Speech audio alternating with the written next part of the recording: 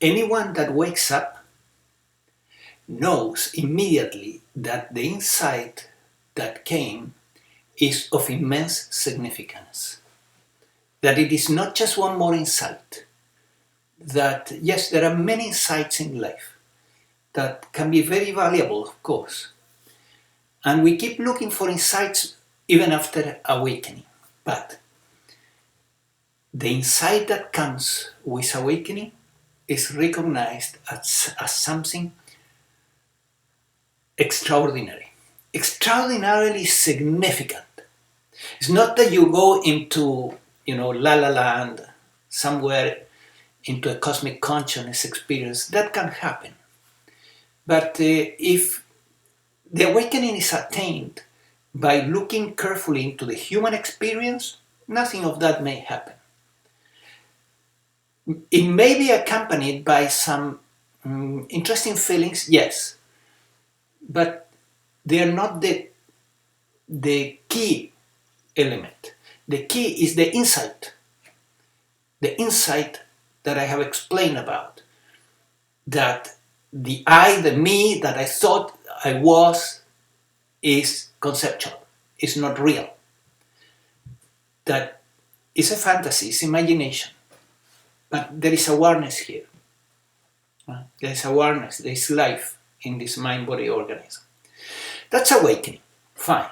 No problem, right? Once you attain it, you think that you're free? No. That's fantasy again.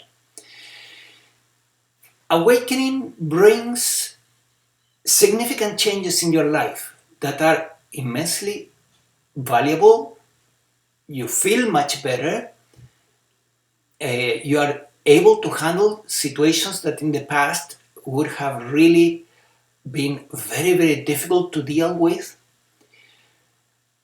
But it's not freedom, complete freedom. That's a fantasy. So what happens after awakening really? A friend of mine put it today in a very nice way. He's awakened. And he said to me, awakening needs maintenance. Yes, that's first point. If you don't maintain your awakening, you will probably gradually move back to losing the quality of this insight. It's a kind of a waste. But it's not just maintenance, it's more. Awakening needs to be deepened. How you deepen the awakening? By working in the mind-body organism, that now you know it's not you, but it still is there, of course.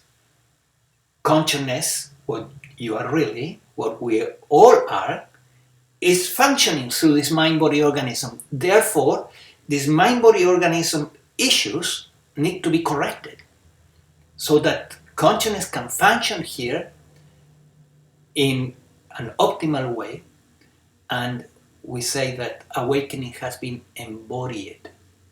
So now your thoughts, your feelings, and your actions are being informed from true nature, not from programs and distorted programs, which is the worst part, right? It's not that we have only rational, objective, functional programs in the mind-body organism. We have quite a bit of programs, even after awakening, that are irrational, false, self-destructive, destructive to others, you name it.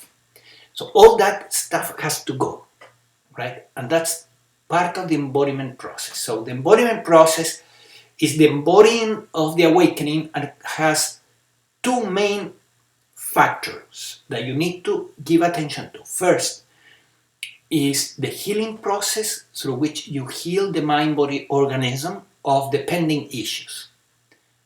After awakening, it's much easier to do that because you're not so identified with this stuff.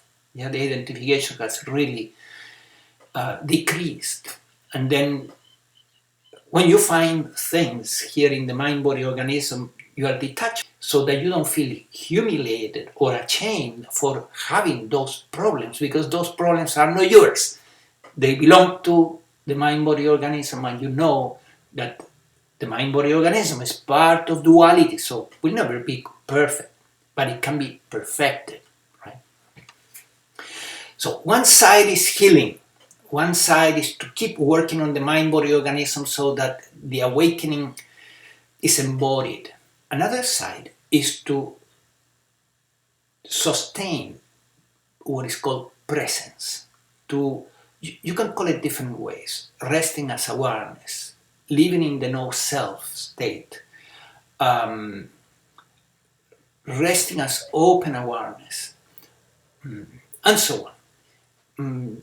There are so many pointers and so many ways to name this presence. Be the presence of awareness in your everyday life.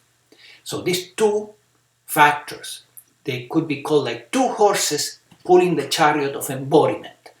Two horses pulling the chariot of embodiment. Healing, one, and the other one is presence. To stay in the presence of your true nature, to be your true nature, to function from true nature.